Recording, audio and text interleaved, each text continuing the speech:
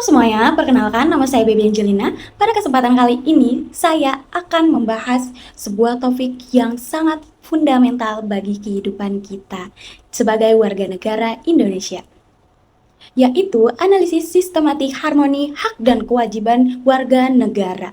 Kita semua pasti tahu bahwa kita hidup dalam sebuah negara hukum. Tapi, seringkali kita hanya fokus pada apa yang kita dapatkan tanpa sadar apa yang harus kita berikan. Atau sebaliknya, kita sudah memberikan segalanya, tapi hak kita seolah-olah terabaikan. Melalui video ini, saya akan mengajak teman-teman semua untuk membedah bagaimana realita hak dan kewajiban ini bekerja di masyarakat kita, dan mengapa keseimbangan di antara keduanya adalah kunci menuju keadilan sosial. Mari kita mulai dari definisinya.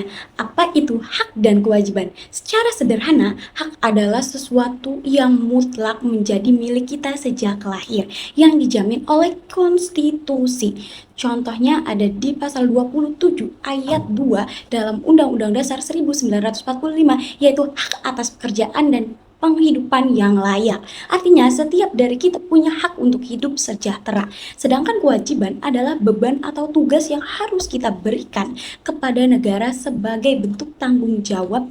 Salah satu contoh besarnya adalah pasal 30 ayat 1 dalam Undang-Undang Dasar tentang bela negara. Jadi, hubungan antara kita dan negara itu adalah hubungan timbal balik, tidak boleh pincang salah satu. Jika kita ingin hak kita terpenuhi, kita juga harus sadar akan kewajiban kita. Nah, jadi konsep utama dari harmoni ini adalah prinsip keseimbangan timbal balik, yaitu reciprocity. Hak dan kewajiban tidak boleh berdiri sendiri. Ini tuh hak seseorang dibatasi oleh kewajiban menghormati hak orang lain. Lalu bagaimana praktiknya sehari-hari? Di slide ini kita bisa melihat contoh yang sangat dekat dengan kita. Contohnya kewajiban yang paling sederhana adalah membayar pajak dan iuran kesehatan, yaitu BPJS. Kita membayar itu semua dengan harapan ketika kita sakit atau ketika kita butuh fasilitas publik, negara hadir memberikan hak kita. Hak kita adalah mendapatkan fasilitas kesehatan yang layak, pendidikan yang bermutu, dan perlindungan hukum. Jadi, uang pajak yang kita bayarkan itu dikembalikan kepada kita dalam bentuk pelayanan publik. Namun, pertanyaannya, apakah pelayanannya selalu sesuai dengan harapan kita? Sayangnya tidak selalu. Sekarang, mari kita lihat sisi gelap dari belum terpenuhinya hak warga negara melalui sebuah studi kasus. Ini adalah peristiwa nyata yang menimpa Ibu Suko dan bayinya. Bayangkan, seorang ibu yang hendak melahirkan dalam kondisi darurat diduga ditolak oleh beberapa rumah sakit hanya karena masalah prosedur dan administrasi.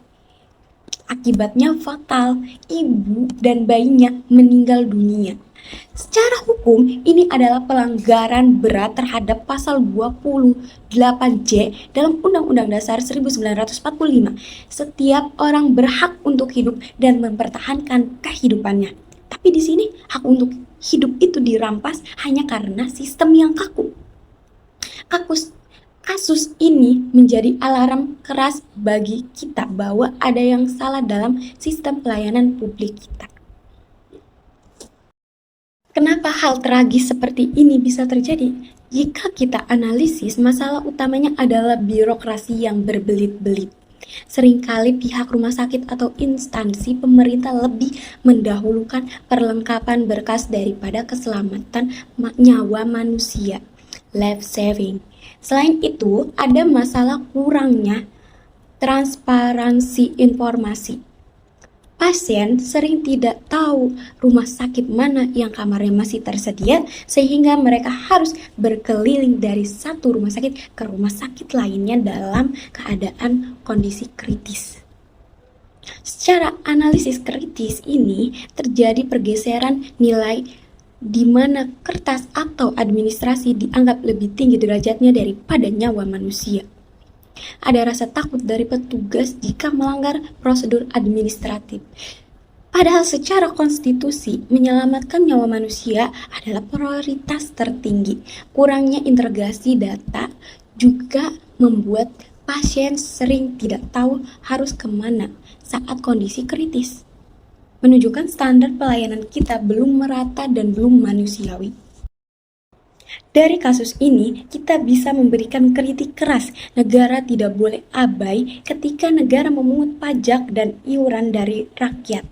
Maka negara punya kewajiban mutlak untuk menjamin hak rakyatnya, terutama hak untuk hidup. Jangan sampai aturan yang dibuat oleh manusia justru membunuh manusia itu sendiri. Kita tidak ingin mendengar lagi warga negara yang meninggal di depan pintu rumah sakit hanya karena tidak punya biaya atau berkasnya tidak lengkap. Tentu kita tidak boleh hanya mengkritik, kita harus menawarkan solusi. Ada 3 solusi yang ingin saya tawarkan. Yang pertama, harus memberi sanksi tegas. Pemerintah harus mencabut izin rumah sakit yang menolak pasien dalam keadaan darurat. Yang kedua, digitalisasi sistem. Kita butuh sistem rujukan digital yang terintegrasi secara real time agar pasien langsung tahu kemana harus pergi tanpa harus ditolak berkali-kali. Yang ketiga, audit berkala. Jangan nunggu ada korban baru bertindak. Harus ada pemeriksaan rutin ke setiap fasilitas kesehatan untuk memastikan standar pelayanan mereka tetap berpihak pada pasien. Oke. Selain itu, perlunya penyederhanaan birokrasi. SOP di setiap pelayanan publik harus diubah dengan prinsip kemanusiaan dulu, baru administrasi. Dengan begitu, harmoni antara kewajiban membayar iuran dan hak mendapatkan pelayanan bisa benar-benar terwujud. Sebagai penutup, saya ingin menegaskan satu hal. Keadilan sosial bagi seluruh rakyat Indonesia hanya akan benar-benar terasa ketika hak setiap warga negara dijunjung tinggi di atas segala prosedur birokrasi.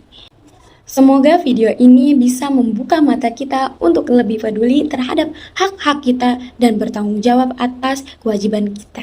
Mari kita bersama-sama membangun Indonesia yang lebih adil dan manusiawi. Saya Baby Angelina, terima kasih telah menonton video ini sampai selesai. Sampai jumpa.